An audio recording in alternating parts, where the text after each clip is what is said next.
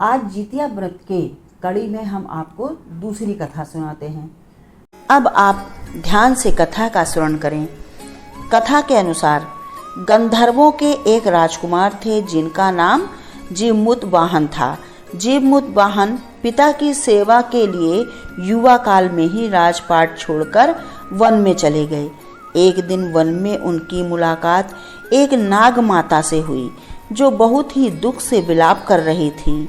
तो नाग माता से उन्होंने उनके विलाप का कारण पूछा। तो नाग माता ने बताया कि उन्होंने पक्षीराज गरुड़ को वचन दिया है कि वे रोज एक नाग को उनके आहार के लिए देंगे, और अब वचन के अनुसार आज नाग माता के अपने ही पुत्र शंखचूड़ को गरुड़ के आहार के रूप में जाना था, जिसके दुख में वे करुण विलाप कर रही थी। जीवमुतवाहन ने नाग माता को उनके पुत्र की रक्षा का वचन दिया। उन्होंने कहा कि आपके पुत्र को कुछ नहीं होगा। अब जीवमुतवाहन ने खुद को नागपुत्र के स्थान पर कपड़े में लपेट लिया और गरुड़ की उसी शिला पर जाकर लेट गए जहां से गरुड़ अपना आहार उठाते थे। पक्षीराज गरुड़ आए और शिला से अपने आहार जीवमुतवाहन को पंजे में दबाकर ले जाने लगे। पक्षीराज ने देखा कि अरे, यह नाग ना तो चिल्ला रहा है और ना ही रो रहा है, कौन है ये? उन्होंने कपड़ा हटाकर देखा तो वहां नाग के स्थान पर जीवमुतवाहन को पाया। जीवमुतवाहन ने सारी कहानी पक्षीराज गरुड़ को सुनाई। सारी बातें सुनकर पक्षीराज गरुड़ ने उन्हें छोड़ दिया और आगे से अकारण ही नागों को न मारने का वचन दिया।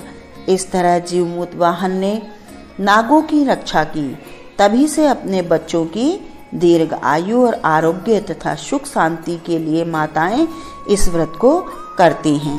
ऐसा कहा जाता है कि यह व्रत महाभारत काल से ही रखा जा रहा है। जब गुरु द्रोणाचार्य का वध हो गया तब उनके पुत्र अश्वत्थामा ने अत्यंत क्रोध में भरकर ब्रह्मास्त्र चला दिया था, जिससे अभिमन्यु की पत्नी उत्तरा के गर्भ में पल रहे शिशु नष्ट हो गया था। तब अभिमन्यु की पत्नी उत्तरा ने इस व्रत को पूरी विधि से किया, जिससे प्रसन्न होकर गर्भ में पल रहे शिशु को श्री कृष्ण ने पुनः जीवित कर दिया।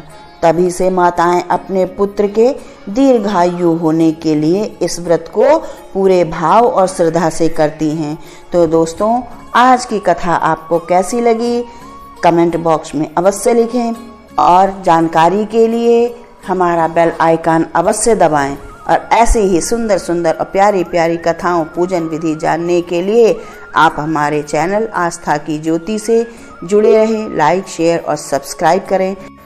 एक नई जानकारी के साथ, एक नई कथा के साथ हम फिर मिलेंगे। तब तक के लिए जय सिया राम। धन्यवाद।